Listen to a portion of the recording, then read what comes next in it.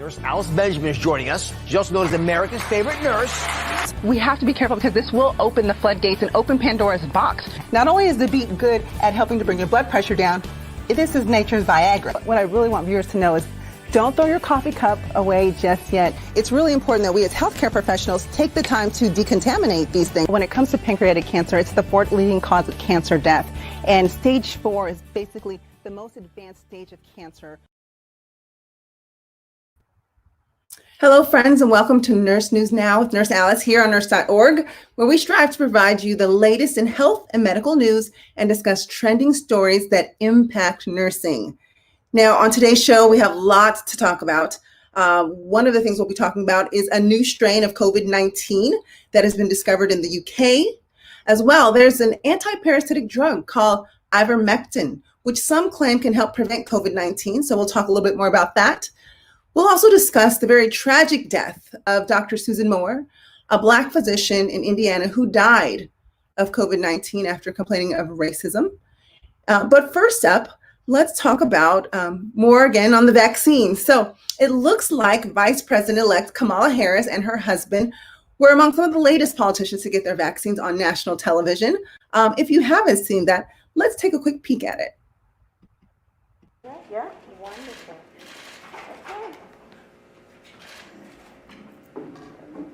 Okay. Would it be okay if I administer? Yes, of course. Of course. Thank you. I'm looking forward to it. Okay. So I will first sanitize your arm, and then I will administer the vaccine. Okay, got it.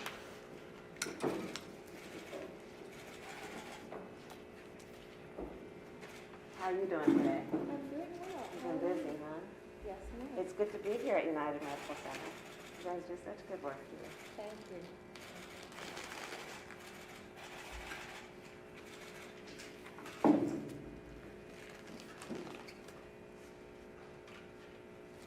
Okay, let's do it. Alrighty.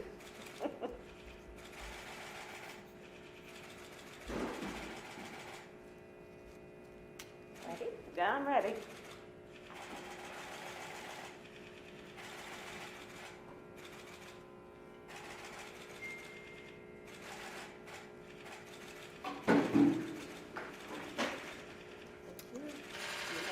That was easy.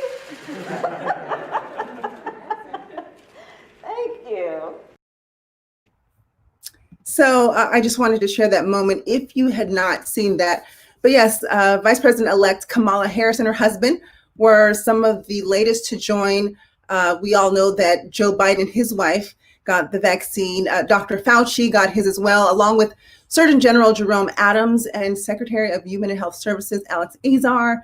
We've seen Vice President Pence get it. And now, you know, they're politicians, but, you know, they have been on the forefronts talking about COVID-19 and vaccines and are some of our nation's leaders. So it means a lot when they can go on national television and show a public display of not only talking the talk, but walking the walk and getting their vaccine.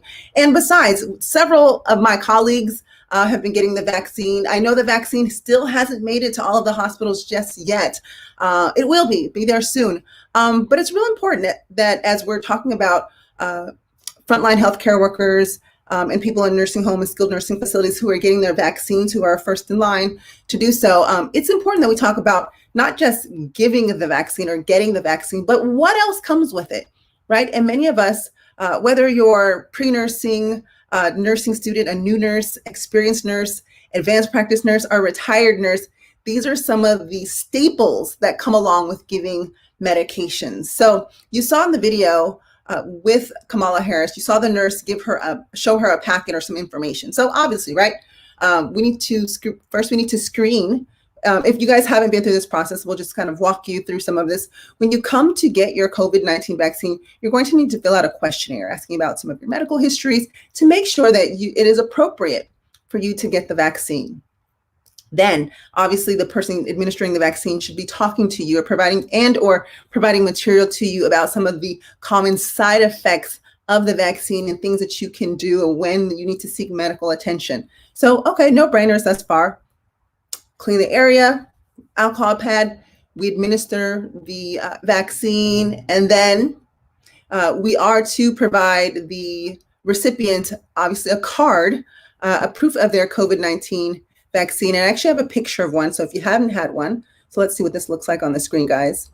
I'm going to share that. So that's what the COVID-19 vaccination record card looks like. So people should be getting one of those. So it will have your name, your date of birth, the lot number of your first vaccine, the date you got it, and the health professional or clinical site that gave you that vaccine. So that's going to be important. So you have a record of it. But there's more. There's actually one more step that the CDC has identified, which I believe in this quick, massive rollout kind of fell to the wayside, because everyone I've asked who's received the vaccine says that they haven't seen this part. I actually asked them, what is Vsafe, right? Yes, V as in Victor, and the word safe. What is Vsafe? And I'm just going to show you something here on the screen. Vsafe. So get vaccinated, get your smartphone, get started with Vsafe. Okay, so I don't know if this is the first time you guys are hearing about it. Again, want to remind you guys, we have a comment and chat box. Please let us know where you're from, what your questions are, comments. We will be posting those and sharing those on the screens as appropriate when it comes up to the topic. I know that there are some comments already rolling in, but yeah, this is Vsafe. So who would have thought, right? Even some of the top physicians are not aware of this tool. And so what Vsafe is, it is a smart, smart-based tool that once someone receives their vaccine, you're supposed to be provided information. I think there's a registration number. You download the app on your smartphone and you register. But you can't register for Vsafe until you receive the vaccine and you have your designated number. But the point of registering and using this tool is so it sends you text messages. There are web surveys to provide personalized health check-ins after you receive the COVID-19 vaccine. So through Vsafe, you can quickly tell the CDC if you're having any side effects after getting the COVID-19 vaccine. And so let me say this. Whether you believe it's a side effect or you don't know if it's a side effect, doesn't matter.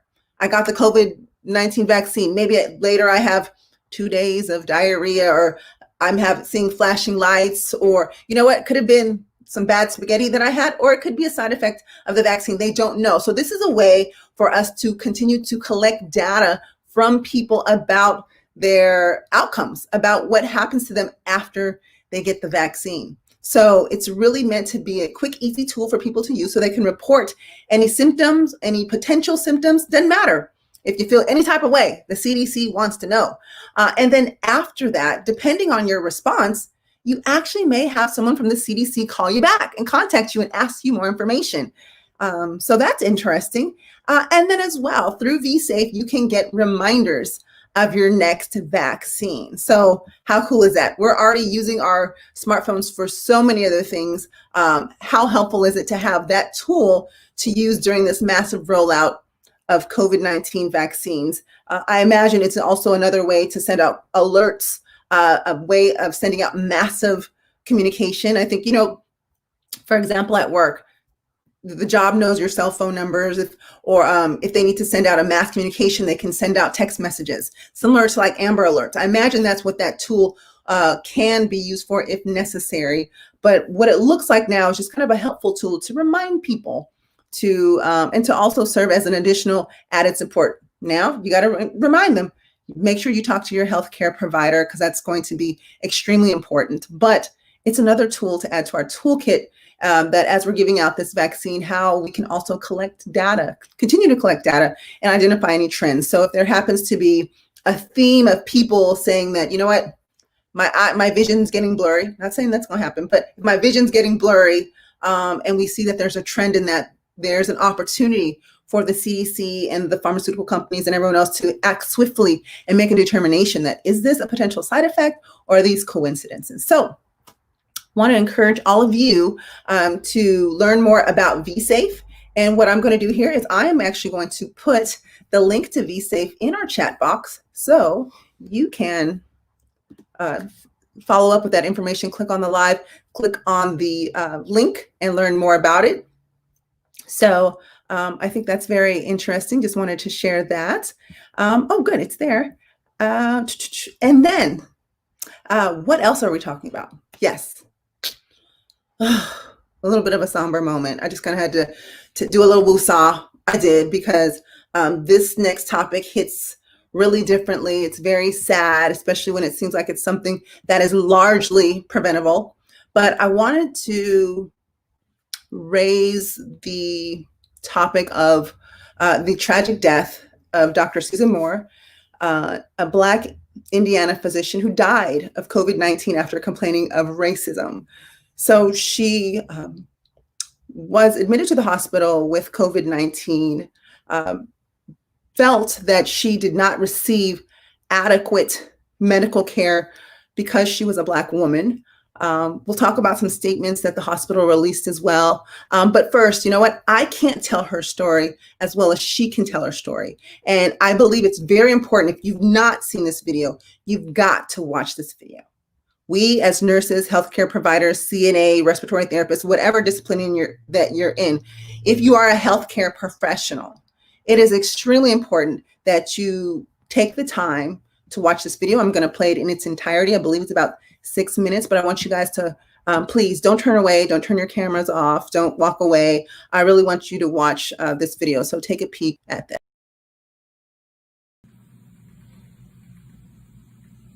This is the second worst day here at IU North.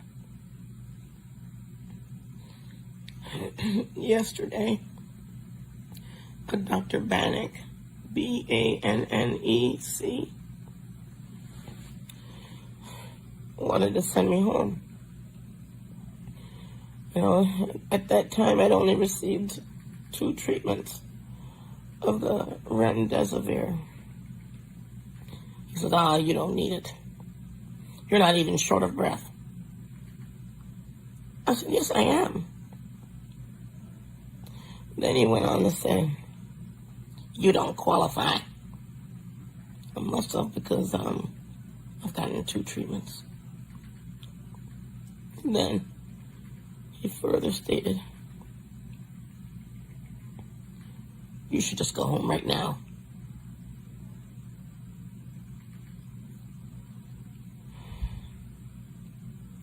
And I don't feel comfortable giving you any more narcotics.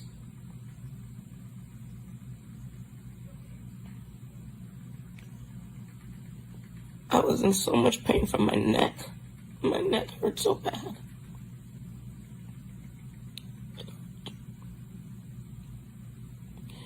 I was crushed. He made me feel like I was a drug addict. And he knew I was a physician. I don't take narcotics. I was hurting. So, spoke to patient advocate who left me wanting. There's not much I can do. So I started asking, send me to another hospital where they can treat me. And if they're not going to treat me here properly, send me to another hospital. Well, next thing I know, I'm getting a stat CT of my neck with and without contrast. The CT went down a little bit into my lungs, and you could see new pulmonary infiltrates, new lymphadenopathy all throughout my neck. And all of a sudden, yes, we'll treat your pain. You have to show proof that you have something wrong with you in order for you to get the medicine. I put forward and I maintain, if I was white, I wouldn't have to go through that. And that man never came back and apologized. This Dr. Bannock guy. And then today now, supposed to be getting the narcotics, right? They came in 9 o'clock. I've been in pain since 7.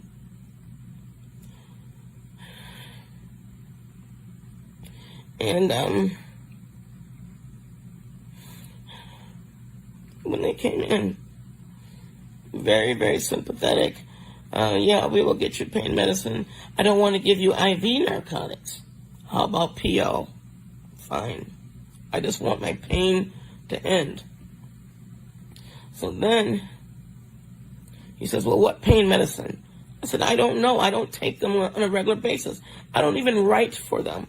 All I know is that I'm in intense pain, and morphine worked. Okay, well, we'll give you Percocet. Okay? I don't know nothing about it. I don't think I've ever had it. It was another 2.5 hours before I got the pain medicine. The nurse came in. The first thing I said to that nurse was, why did I have to wait for so long? The nurse snapped back, well, you're not my only patient. I have 5 other patients, you know. I said, I have been in pain since 7 a.m., you know. Well, I can't be in here every 5 minutes. I said, no, you were in here once in 4 hours. What? I was in here an hour and a half to 2 hours ago. That was once, since your shift started at 7. Well, I had other people, and I had to take the shift change. We had to give report. I'm a patient. Are you going to take care of me or not? And he went in. Now, that is not how you treat patients. Period. So, I don't trust this hospital, and I'm asking to be transferred. These people wanted to send me home with new pulmonary infiltrates and all kind of lymphadenopathy in my neck. The other thing that white Dr. Bannock said was that if I stayed, that he would send me home Saturday at 10 p.m. in the dark. Who does that? On a week, who does that?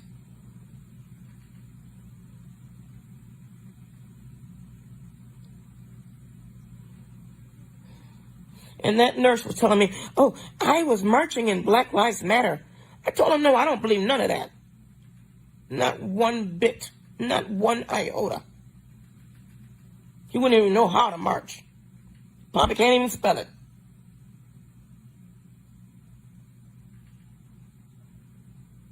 This is how black people get killed. When you send them home and they don't know how to fight for themselves.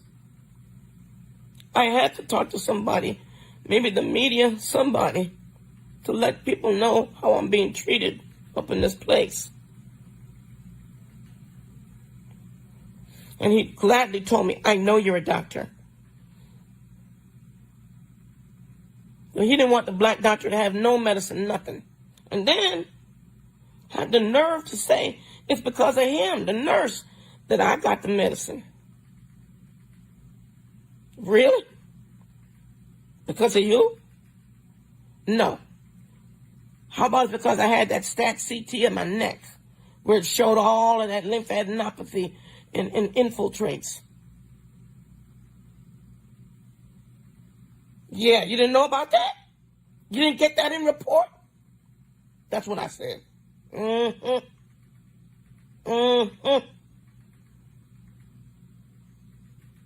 To being black up in here, this is what happens.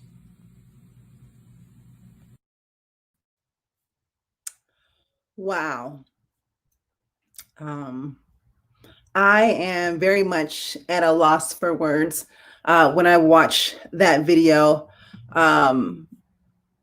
Very disturbing. It's very disturbing. I'm starting to see comments come in to the chat box here. Guys, please feel free to put your comments in there. Although I am, hosting this show, I very much would like this to be a dialogue. Love to hear your questions, your comments, your concerns, your reactions. What are your reactions to this video? You heard her say that she needed to tell the media. So she posted this on social media, and I interpret it as a cry for help because the people who were entrusted to take care of her were not taking care of her, not at all. And I want to get into some of those topics. And Shadea says, I am in tears. Yes, the first several times I watched this video, I was in tears as well. It's appalling. It's very appalling. Christine says, me too. I'm so angry. It is. It's very I'm outraged that this has happened. As a woman of color, and some of you may or may not know, but I am half Black and half Filipino, so I'm Black and Asian. And I am an advanced practice nurse. I've been in nursing for over 23 years. These kind of things are still happening. So if anyone is on here thinking that this is an isolated incident, it is not. It's with social media, Facebook Lives and things like that. Not only her story, but we see several examples of social injustice now caught on camera, on video to tell. So no longer can we sweep stories like this under the rug. And I want to first say that this is not a bashing session. This particular hospital, which I'm not even going to say the name of the hospital because they're not even worthy of attention, but they know who they are. And if you do the research, you can see, you will find out who they are. But cases of racism, social injustice is deeply and systemically rooted in systems, not just in our judicial system, not just in our correctional systems, but in our healthcare systems as well. And I'm not going to necessarily give a whole history lesson, but we know that social injustice and health inequity, health inequality, health disparities are something that were existing then, are existing now, and we have a lot of work to do with that. As COVID-19 began to happen, we started to see more health disparities come to light. We were seeing Black and brown people hospitalized 3 and 4 times more often because of the severity of their disease process, dying also at higher rates, 2 to 3 times more higher death rates than our white counterparts. And people can attribute it to different things, but part of those things are things like this. There are studies out there that show, there's a particular study, and I will get the name of the study and add the link here, but she complained of pain. So Dr. Moore was admitted, and actually let me get these dates correct because I want to make sure that I tell her story correctly, because she does deserve that honor. Dr. Moore tested positive for coronavirus on November 29th. She was admitted to the hospital, according to her Facebook post, which she wrote on December 4th. And she had to beg this Dr. Bannock, her treating physician, to give her remdesivir, an antiviral drug that's used for COVID-19. And I think that, being a health professional and, we're nurses, she's a physician. Sometimes we are smart. We are smart individuals. We're often on the other side. We're actually usually accustomed to giving the care. So when it comes to receiving the care, actually some of us, we're not as great advocates for our patients than we are for ourselves. But it appears that Dr. Moore was an extreme advocate for herself. So she was asking and she was fighting for things. And I don't want to use the word fighting. She was asking for the things that she deserved. She tested positive for COVID-19. She also does have some underlying medical conditions that impact her lung. I believe it's pulmonary fibrosis from another secondary to another condition. But she was sick. She was older. She was in the hospital. She was short of breath. She required oxygen. They did scans. They saw pulmonary infiltrates. They saw what did they see? Hold on, let me make sure I get her results up here. Lid apnopathy. I always can't say that word. Her lymph nodes were enlarged. There we go. But nevertheless, her scans were positive for worsening of COVID-19. That there rendered her an appropriate patient to be admitted to the hospital and to receive treatment. Yet she felt like she had to fight every step of the way. And that is something that our patients should not have to do. We as healthcare professionals, knowledgeable of the disease process, knowledgeable of how to take care of patients, having access to resources, are supposed to operate in our patient's best interest. And it doesn't seem to be the case here. And she believes it was because of the color of our skin. And as I was started to say earlier, there's lots of research that shows that the color of your skin does determine how willing health professionals are likely to believe your symptoms. There's a study in particular, it was posted on blackenterprise.com. I will find the article and I'll link it in here as well, that when in the order of who is most believable, when a white male comes into the emergency room and complains of pain, his symptoms are believed right away. He's medicated appropriately, oftentimes with more than just basic Tylenol or Motrin, and can be the kind of narcotics, Percocet, Vicodin, whatever the case may be. The next believable on that totem pole list, the Black male is next believed. Next was a white woman, and last on that list, least likely to believe, and were actually sometimes accused of drug seeking, were Black women. And so I'm not just saying that because I am a Black woman. It's in the literature, it's in the research, there's evidence. So that is something that we know to be true. We don't talk about it a lot, but we know it to be true. And examples of like this are reminders of how hard we still need to work to change the culture in our system, in our healthcare systems. And you can see, she mentioned there that the, sounds like she had some pretty charged conversations with her healthcare providers. But if you were in that much pain, you couldn't breathe, and you felt like someone was literally letting you slip through the cracks and allowing you to suffer and not treat your symptoms, you'd be a little ticked too.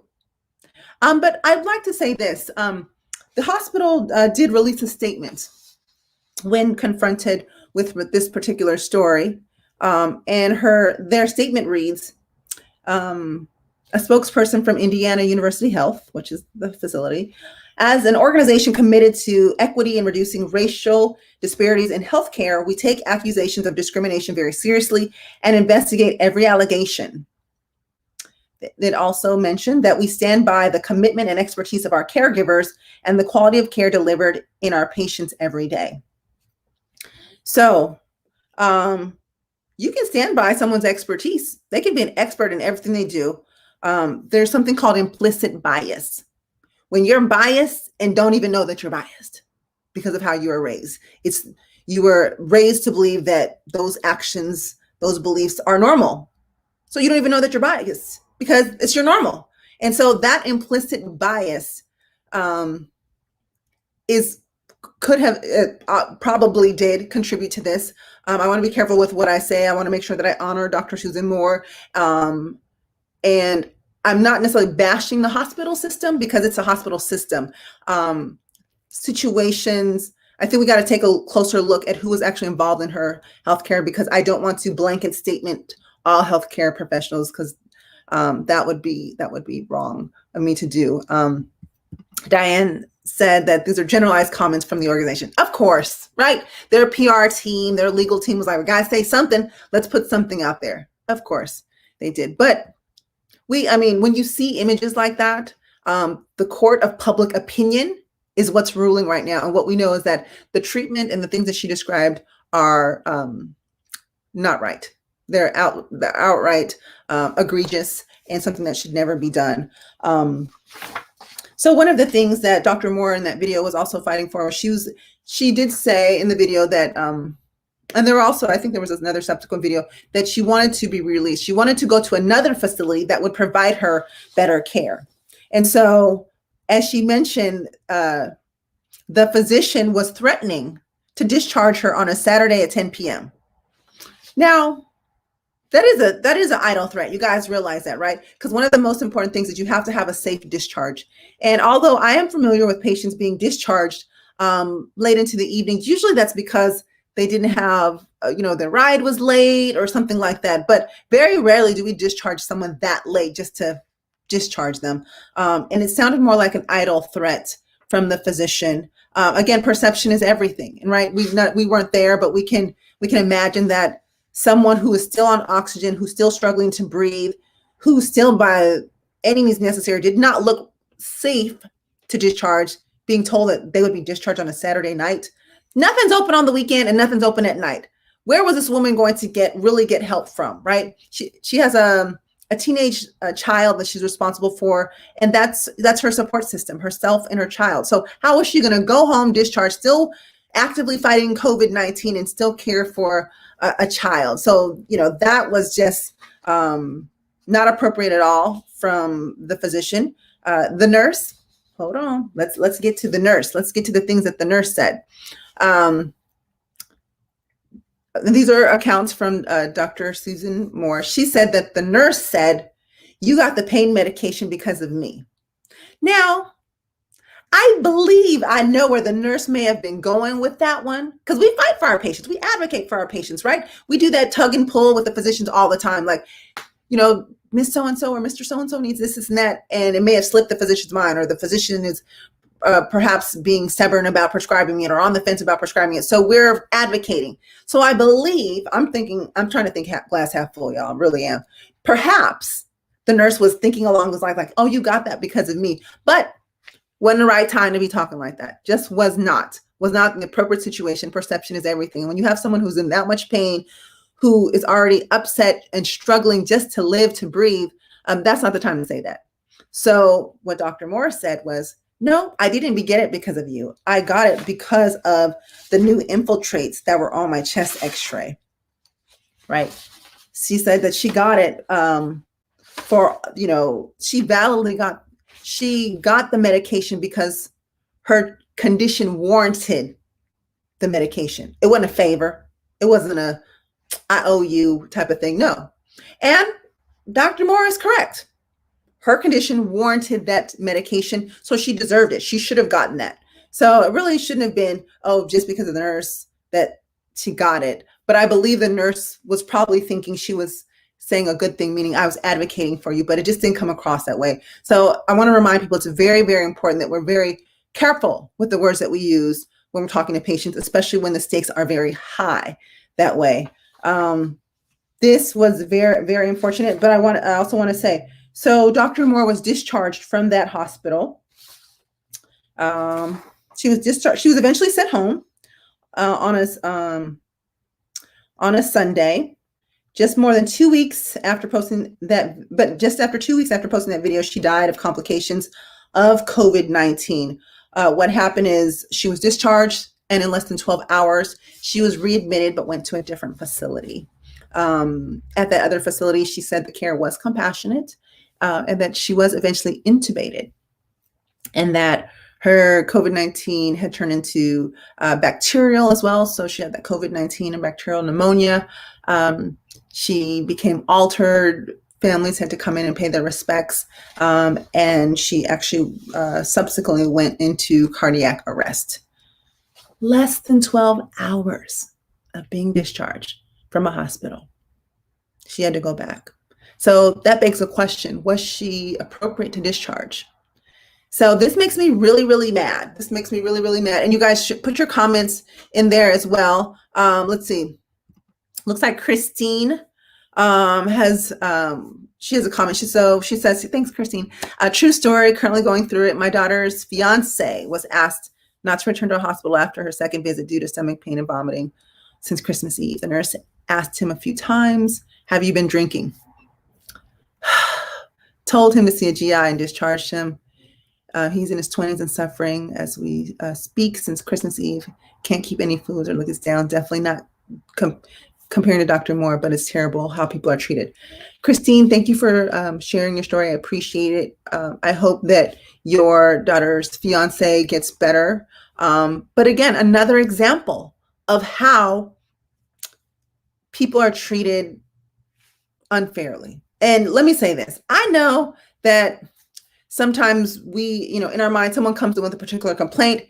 Because of the way we've been trained, we jump to most common causes are A, B, C, D, and E. And it's good to kind of have that, that knowledge, that go-to knowledge really quickly. But people don't always get sick by the textbook. And there are always other things that play a factor into this. You need to look at the full clinical picture. You need to have compassion. You need to take into consideration current events. Now, this Dr. Bannock, this Indiana hospital, and what was documented by Dr. Susan Moore, who's a physician. She knows what she's talking about, okay? Just imagine, had that been someone without medical knowledge, without a nurse in their family to advocate for them. This stuff happens all the time. And I know that we are in a world pandemic. I know that resources are slim to none, but we cannot be discharging people prematurely. We have to use our best judgment. I know things are tight.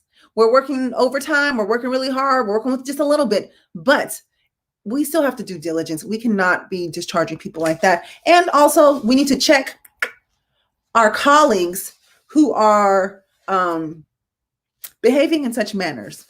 So racism, discrimination, stereotyping shouldn't be tolerated. Zero tolerance for it. I ain't got time for it. I don't. If I work with you, I am very happy to communicate with you. Doesn't have to be my patient. But if I catch wind of a coworker that's doing that, let's talk. We need to have crucial conversations. We need to hold each other accountable. When these things happen and we do not have conversations about them, that's where the problem lies, because it then becomes something of our work culture that we begin to accept. And this, what happened to Dr. Susan Moore, is unacceptable. Unacceptable. Gosh, she,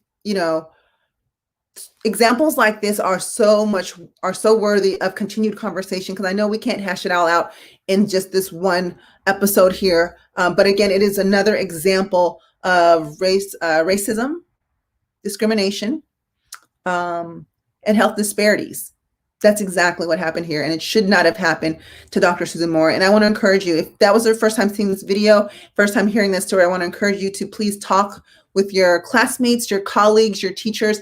We've got to talk about this. We've got to shed light on this and let people know this is something that will not be tolerated. I mean, she's a physician, it happened to her. If you think back to Serena, is it Serena or Venus? Who had the baby? Who had the baby? Venus or Serena? I think Serena.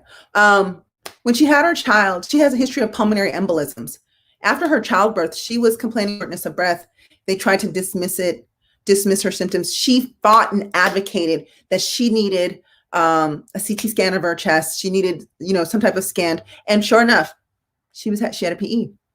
She had a PE and she needed to be treated right away. Now, that's someone who has tons of money, no issues with insurance. And so you can see that the color of your skin, it's not just this happens to poor people. This happens to people of brown and black skin color. And it should not be happening, and we should not be tolerating that. Amber with the cosign, love it, Amber, yes. So please take a moment to talk to your friends, your colleagues about this story. We need to make sure that things like this don't continue to happen. They're happening. Let me tell you now, they're happening. And we got to stop that. We got to cut the rope on that. Zero tolerance, won't be tolerated anymore. And we as nurses, as the largest segment of the healthcare workforce, have the power to change that. We do. We have the power to change it. So let's continue that conversation offline, and let's keep talking about things like that. Okay, guys, that's a very, very important topic. Now I'm going to segue a little bit into a different topic, one that I'm actually still learning about as well, and perhaps you guys may have heard about it, but apparently there is an anti-parasitic drug called Ivermectin, which some medical groups are saying can prevent COVID-19. So I first came to hear about this. One of the police sergeants that I know, as kind of a friend of a friend, was asking me. He came to me. He's like, Alice, the police officers are concerned about getting COVID and want to do everything they can to prevent it. Alice, I saw this video. I heard about Ivermectin. Is this being used? Is it helpful? And the truth is, that was the first time I had ever heard of the medication, and I started to do some research. And let me tell you a little bit about Ivermectin. As I mentioned, it's an anti-parasitic drug that's used to treat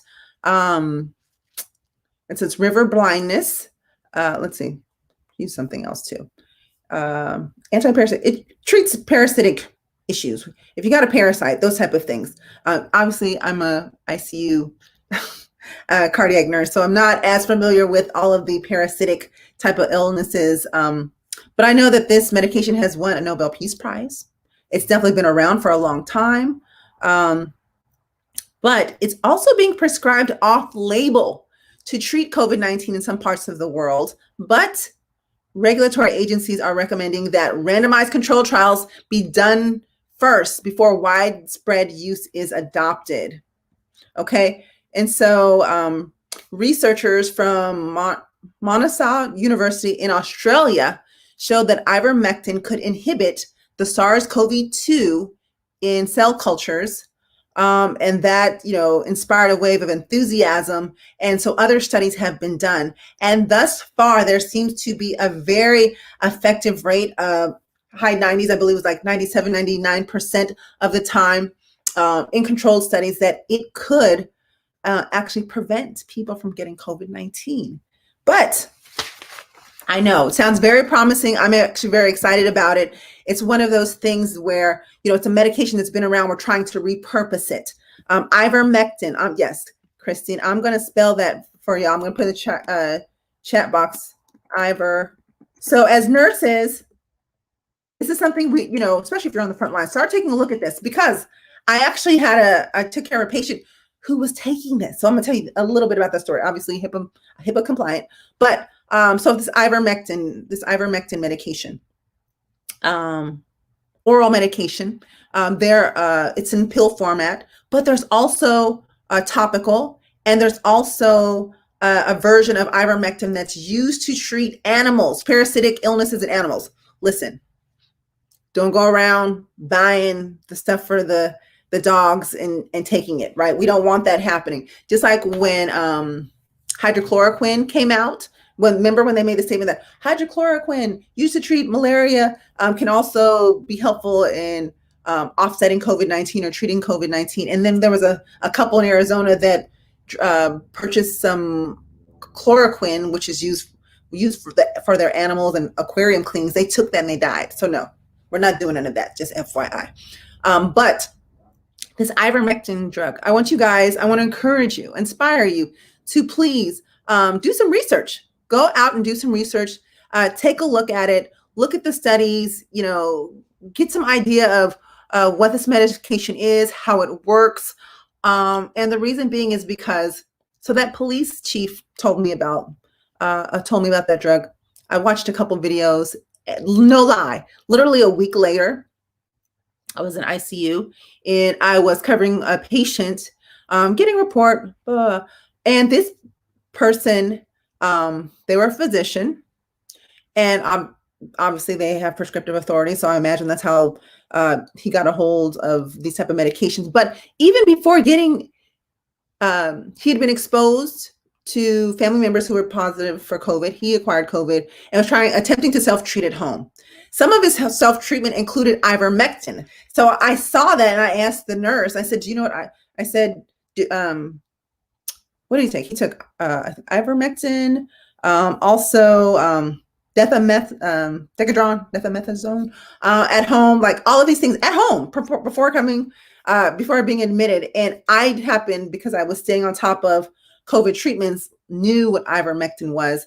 And then, that was at that time, we actually kind of did a quick little in-service on ivermectin and talked about it. But as nurses, it's important for us to stay current with these things. Listen, COVID-19 is coming hard, it's coming fast, and we've had to learn a lot in a short amount of time. And so that's why we at nurse.org and myself enjoy doing this show, Nurse News Now, because we want to bring stories to you that are impactful to nursing. Some stories might be for you, some may not be, but it's still informational. And where else are we going to get all of these things, right? You're welcome, Christine. Thank you so much for watching. Make sure you guys share this with a colleague. But ivermectin, okay, guys, so it is not yet FDA approved. And in fact, if you go to the FDA website, there's actually an alert, and that says, when asked, kind of FAQs, should I take ivermectin to prevent or treat COVID-19? Currently, the FDA stands at no. While there are approved uses for ivermectin in people and animals, it is not approved in the prevention or treatment of COVID-19. You should not take any medicine to treat or prevent COVID-19 unless it's been prescribed to you by your healthcare provider acquired from a legitimate source. But this is where physicians are learning about this drug, they're reading the science, and they're prescribing things off-label. And let's not act like prescribing off-label is new. So it's happening. So learn to be familiar with ivermectin, okay? Is there an emergency use authorization for it? No, not yet. But the FDA has created a special emergency program for possible therapies. It's called the Coronavirus Treatment Acceleration Program. So they look at drugs that are currently on market for other things and repurposing them for COVID-19. So there's a group that's looking at that. So just wanted to share that bit of information with you on ivermectin. I hope that was interesting. It was very interesting to me. And then I'm going to segue into our last and final topic for the evening. Gosh, guys, is there a new strain of COVID-19? Have y'all heard about this? I think some of you guys have heard about it. I'm going through the comments, and Migdalia said, first, it's in Colorado. So Migdalia, thank you for that comment. I know you posted that earlier, but I wanted to wait till we got to the subject. So this strain was actually first identified in the UK. They knew about it since September, October, November, December. And now, just very, very recently, we have our first case in Colorado. Colorado confirms first known U.S. case of new COVID-19 strain believed to be more contagious.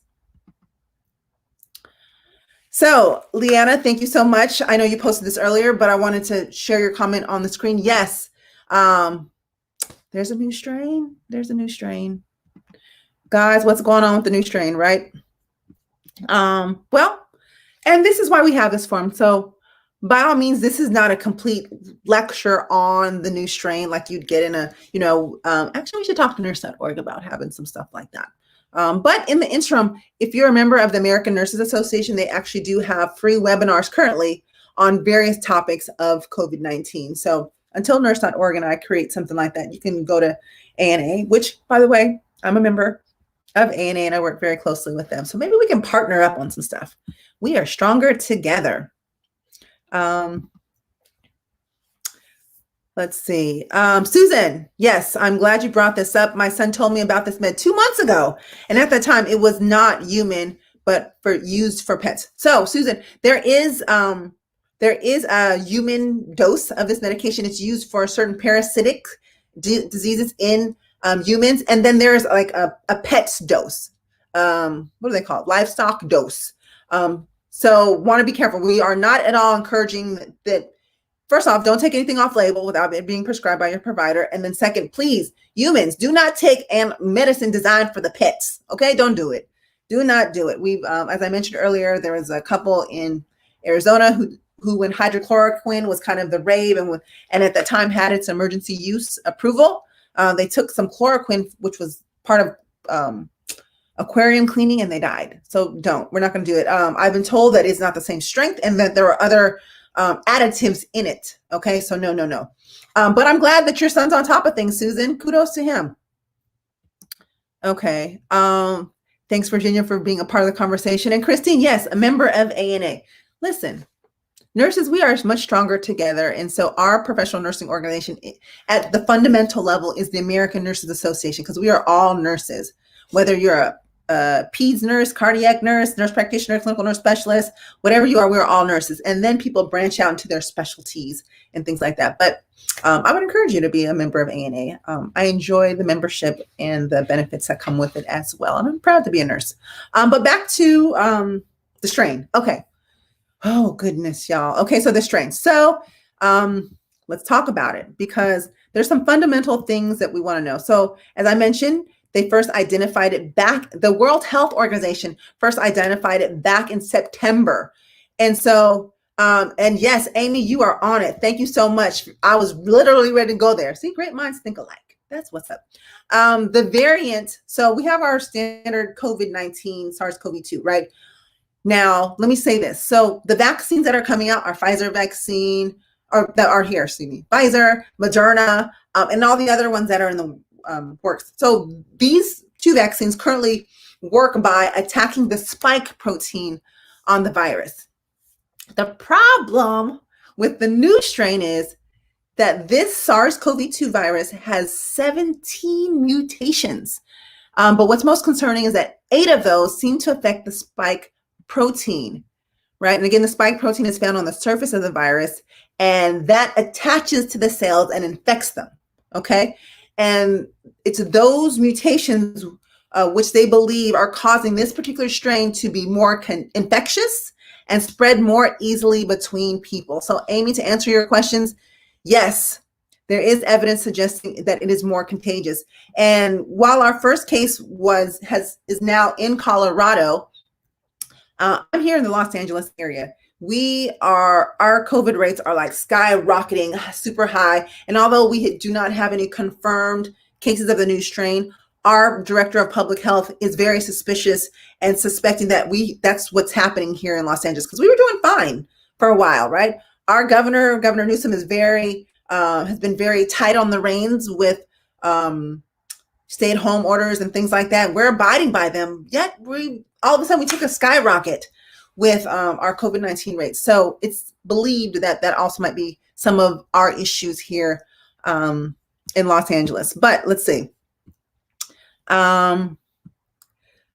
So like I said, so why is this virus of concern to us? Not only do they believe it's more infectious, but because of those mutants, 8 of them affect the spike protein, and the spike protein is what our current vaccines target. Now, Pfizer and Moderna, as well as AstraZeneca, who has a vaccine that will be going up for the committee for emergency use approval very soon, they've all stated that their vaccine should provide coverage with this new strain.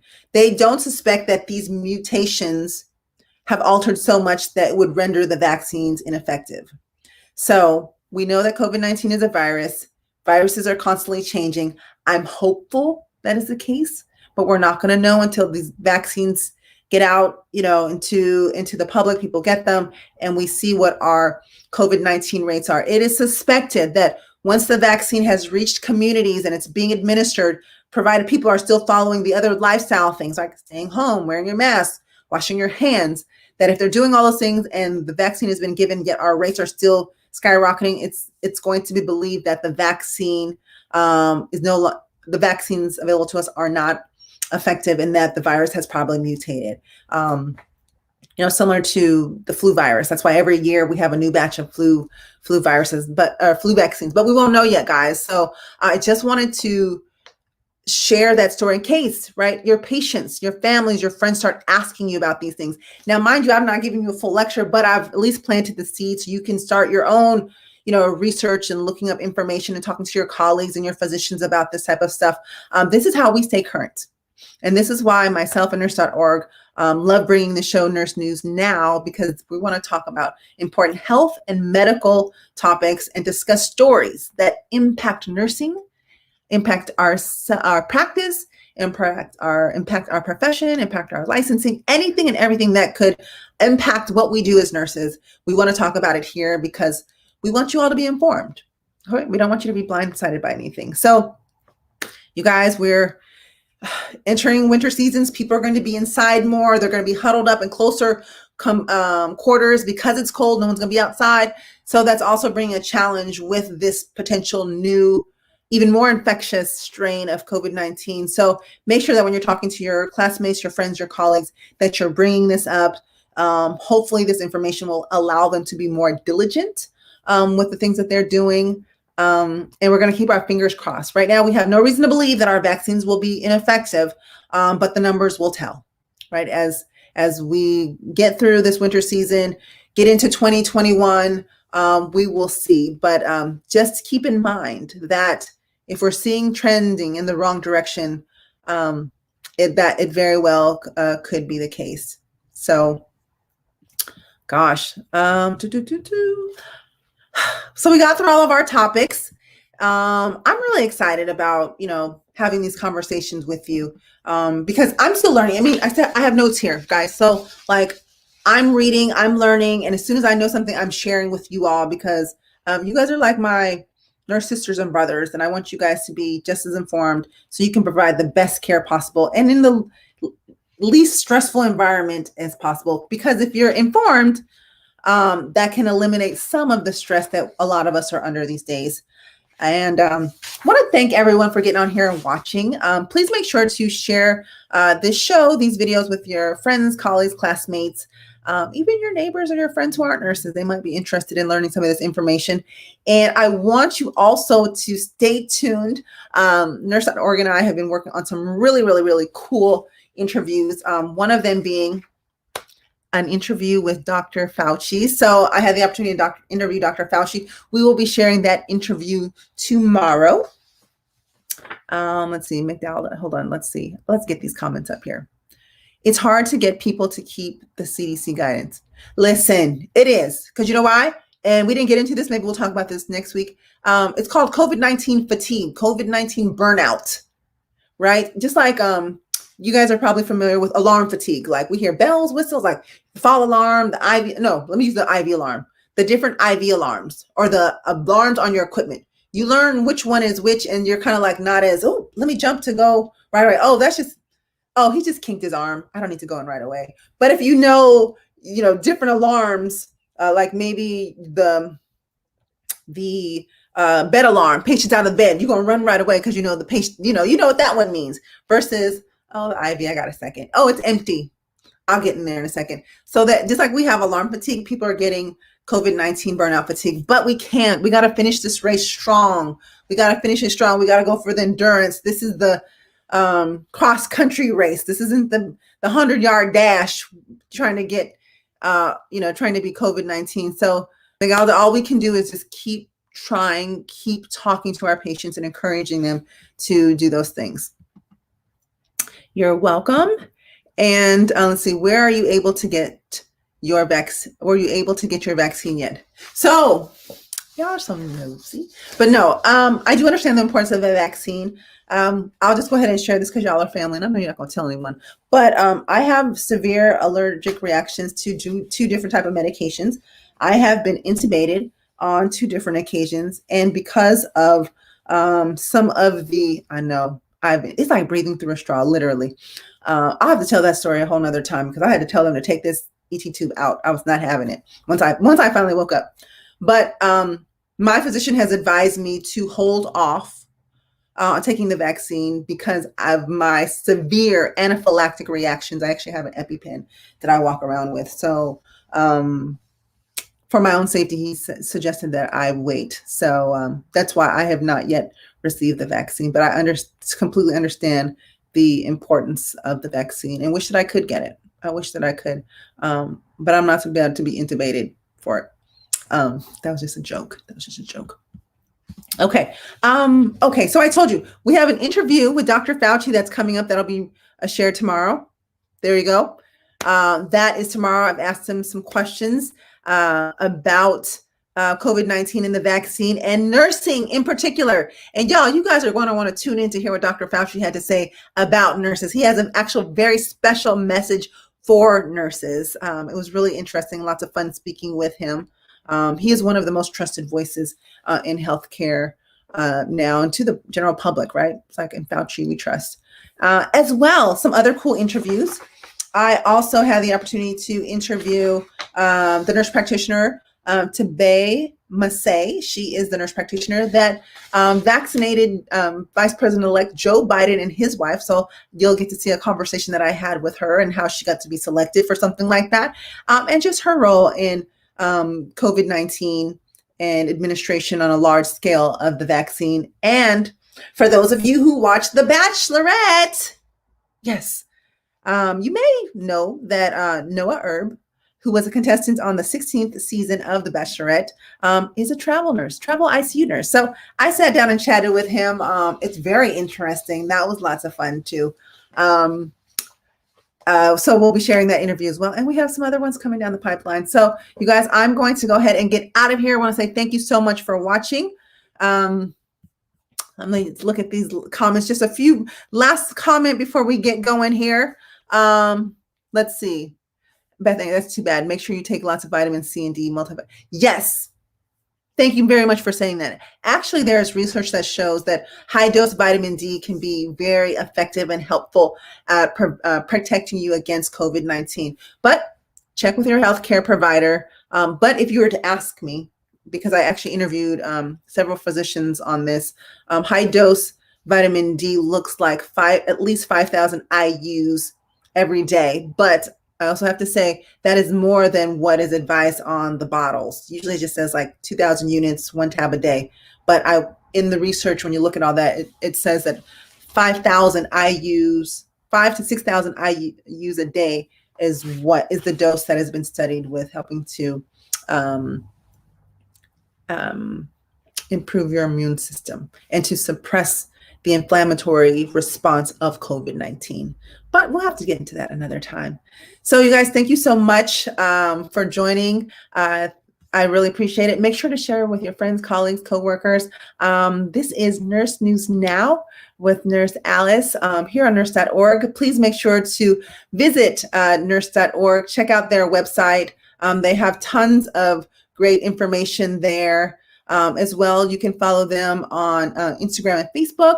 You can also follow me on social media at asknursealice.com.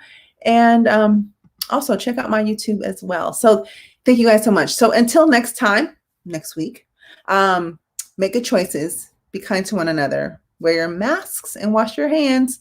Get your vaccine and take care of one another. Live well, my friends. Bye.